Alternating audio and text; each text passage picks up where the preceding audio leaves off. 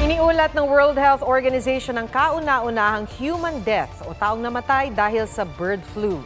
59 years old at taga-Mexico ang biktimang lalaki na namatay noong Abril. Ayon sa WHO, walang history ng exposure sa poultry ang lalaki. Bago magkasintomas ng bird flu, ilang linggo siyang bedridden dahil sa ibang health condition.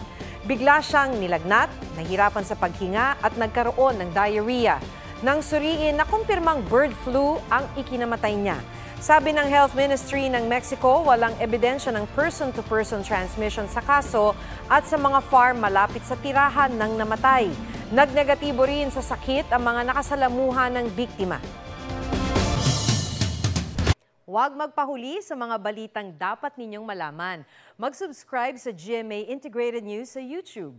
Sa mga kapuso abroad, subaybayan nyo kami sa GMA Pinoy TV at sa www.gmanews.tv.